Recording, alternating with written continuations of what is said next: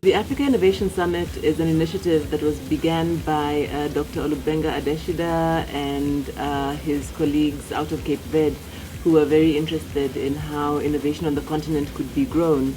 And the main issue that was determined or defined as being the focal issue would be how to grow innovation ecosystems and to grow domestic capability and domestic investment actually in innovation systems. I got involved early when we had the first Innovation Summit in 2014, I believe, and that was held in Praia in Cape Verde. And what that did for the first time was to really bring in a real civically organized, a real grassroots initiative, multiple stakeholders across the quadruple helix from around Africa and also people working on Africa from around the world to begin a conversation about how could we build innovation systems, robust innovation systems in Africa, and how could we build and strengthen domestic capability, or not domestic, I suppose, local capability. Since then, it's grown on to become a platform for convening across these actors, developing mutual conversation, mutual collaboration. We began thinking about how to grow attention, but also combined focus and combined action, collective action around strengthening innovation ecosystems. It's called a summit, and part of what the summit has done is to have events where we can talk about these things and where we can have thematic conversations about what interventions are necessary in order to strengthen innovation systems. But it's also been productive in the sense of producing working papers, producing journals, books, producing outputs that are really trying to be the reflection, if you want, of these mutual, these shared conversations.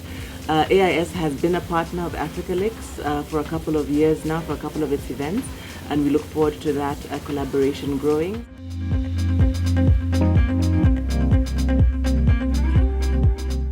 AfricaLics is a convening of African innovation scholars, and that's a very important meeting ground, that's a very important capacity building ground for the scholarship, for the body of knowledge that informs innovation on the continent.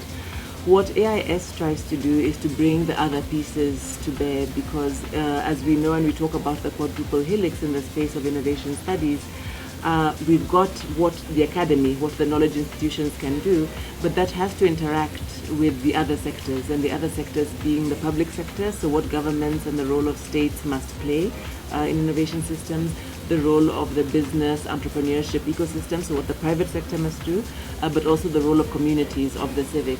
AIS sees itself as mobilizing those other bits so that there is a link between knowledge and practice. So what we really try to do is exactly that, actually.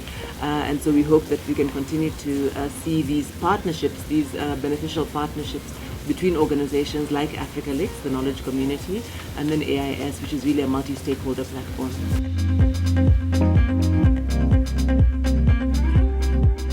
AfricaLics by default does tend to engage with younger people in the space of formal learning.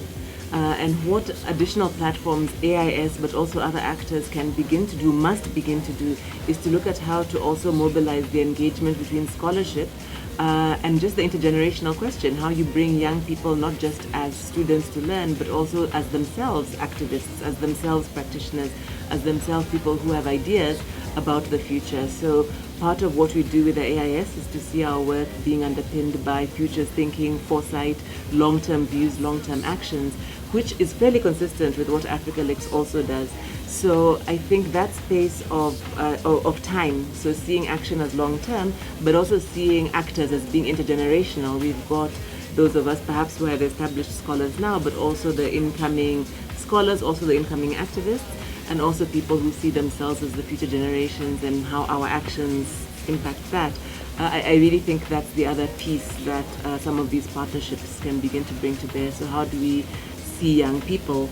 How do we see civic activism, youth activism as also being a piece in this puzzle that we're all investing in?